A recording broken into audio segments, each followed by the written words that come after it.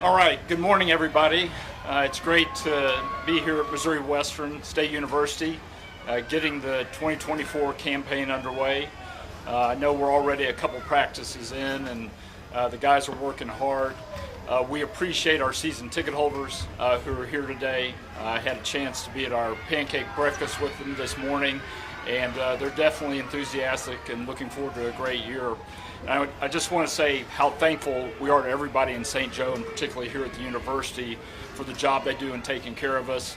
We've been up here 14, 15 years now, and it's a tremendous experience, and I know that Andy appreciates the preparation that we get here. With that, I'll open it up. What was your message to the team this year? There are certain elements that I repeat every year. I want them to understand the culture of the club, the mission statement, obviously our goal. Our goal is to end up in New Orleans, getting to play for another Lombardi Trophy. But the challenge this year is going to be the distractions. There's going to be a lot of talk about us going back to back to back, and the challenge for the team really is to focus on the task at hand. Here at training camp, that's the next practice. As Coach Spags mentioned, here in a few weeks, that's going to be the Baltimore Ravens, and we really have to be in the present if we want to have a chance to achieve our long-term goals. Clark, the recent passing of Abner Haynes, and it got me wondering about his jersey and number is retired. And I think he's one of 10 or 11 who have retired numbers and jerseys. I wonder what the team's philosophy is on that. And you've got a couple of Hall of Famers who don't have their jersey retired, so they might be coming up. But does the team have a philosophy on retiring numbers? Yeah, well, first of all, let me just say how sad that we were as an organization about the passing of Abner. He was a foundational piece of the franchise, going all the way back to 1960. Played a key part in those early Texans teams, including the one that won the AFC Championship. I always enjoyed getting to see Abner. He frequently came to our alumni weekends and was somebody who was very passionate about the organization, so he's definitely going to be missed. You're right, we do have 10 jerseys that have been retired, and with the exception of Derek Thomas, all of those players were players from the 60s who really helped lay the foundation for the success of the franchise. As we've gone along over the years, we needed to be more judicious in retiring jerseys, just from a practical standpoint of having enough numbers available, particularly for training camp where you've got 90, 91 players. It certainly doesn't mean that we won't ever retire another jersey, but it's something we're going to really think about and approach from a bigger perspective. Mark, we got the update from Mark a couple days ago just about the stadium and obviously the future. Just, I guess from your standpoint, how much have you considered the idea, logically and logistically, of having the franchise play in a different state, that state being Kansas? Yeah, well, at this point, that's premature. We do have 6.5 years left on our lease at Arrowhead, and GHA Field at Arrowhead is a special place, and it's special for our fans, and it's special for the players and coaches. But we do have to look to the future, and we do need a solution starting in 2031, which I know that Mark mentioned. We're glad to have some options. We really appreciate what the Kansas legislature did in passing the upgrade to the Star Bond bill that potentially would give us an opportunity to look at a stadium over there. And we're going to work very hard over the coming months and years to come up with a solution that makes sense for the organization, for the team, but also one that makes sense for the community. So we're approaching it very much with an open mind and look forward to talking to leaders on both sides of the state line. You've been very upfront about your love for Arrowhead, trying to keep it as long as possible. Do you feel like you and the organization need to do something else to ensure that you get that extra 25 years? Do you get another chance to present it to Jackson County, or get Jackson County to have maybe a more stronger argument for people to say? Do you feel like you or the organization need to do anything different? Well, part of our evaluation over the next several months and coming years will be looking at whether we're better off in a renovated building or in a new stadium. And that new stadium could be on the Missouri side as well. It doesn't have to be on the Kansas side. I had a bunch of season ticket holders come up to me today to share how special Arrowhead is with them, and we know that, but we do have to look to the future, and potentially having a new building, whether it's on the Missouri or Kansas side, may make the most sense. For a long time, you were consistent in saying that your preferred outcome was a renovated Arrowhead. Do you still feel that way? Is that your desired outcome? We're really approaching it with an open mind, and we don't have a desired outcome. We just have to find a solution that works for the community and something that works for the club. Is there any way that whenever a vote fails, there's speculation and there's some national punditry about the interest that maybe the Chiefs would have outside of Kansas City? Can you see any scenario where you would consider an option outside Kansas City Metro? Yeah. Well, we have a special connection with the community and with the Chiefs Kingdom, and our focus is very much on finding a solution here in the metropolitan area. Have you looked at there's that 6 month?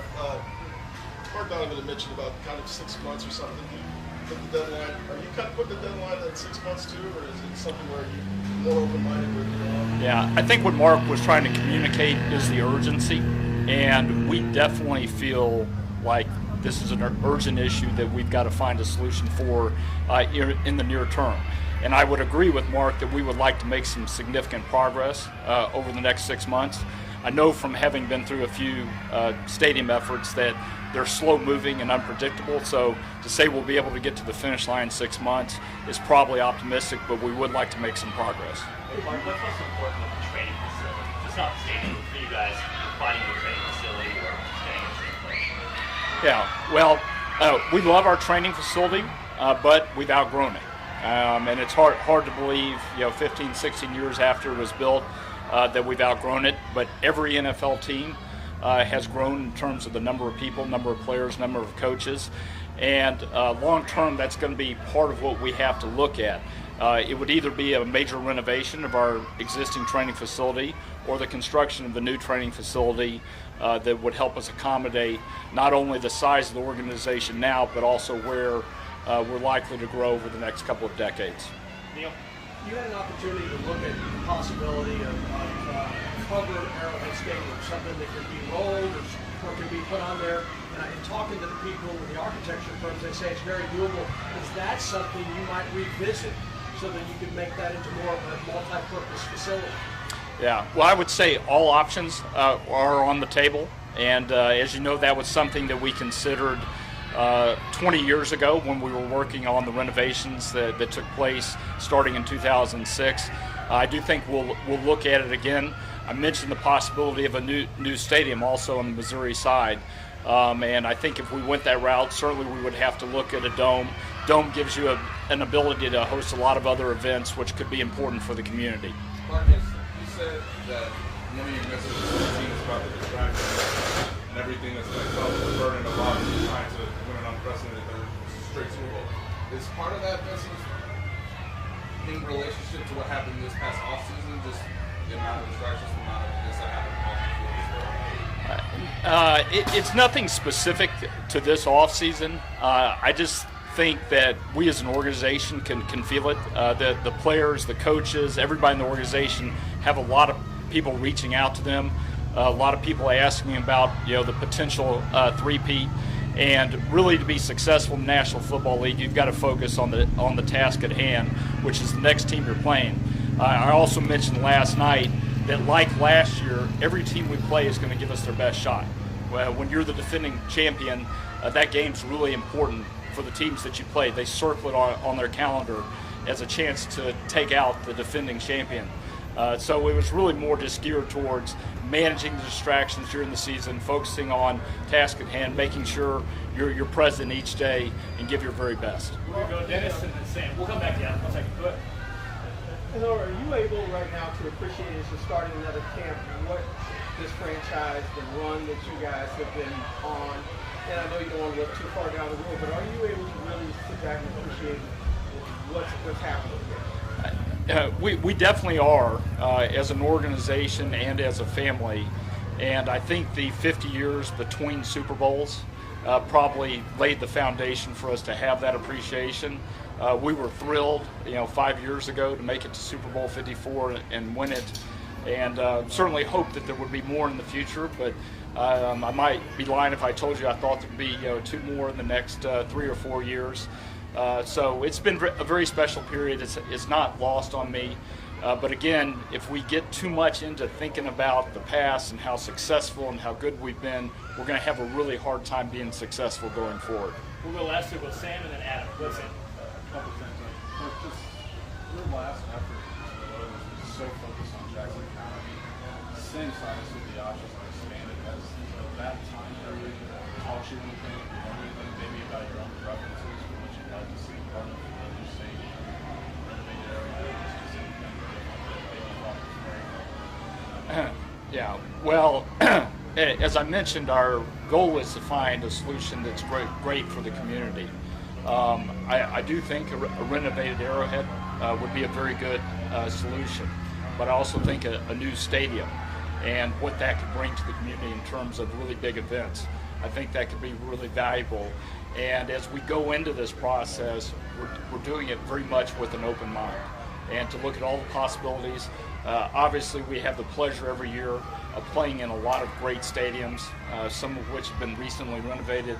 Others are brand new, a lot of dome buildings, and we always use those opportunities to tour those buildings and think about, okay, what could we incorporate, whichever direction we end up going. Just wanted to ask you about Rush Shade. Are there any conversations with the league about potential suspensions? Give us some insight on how that process works. Yeah, there's nothing going on with the league at this standpoint. Their standard protocol is to let the legal process play out, and then they'll begin their investigation at that point. So I can't really project when we'll have those conversations. Last one, Adam. The physical preparations of Arrowhead for the World Cup, has that started yet, and what's the schedule there? Yeah, so we started that process right after this past football season. We did some things that I would describe more as infrastructure that we'll need to support the field. We're in the design phase on what we'll have to ultimately do to the bowl to accommodate the larger soccer field.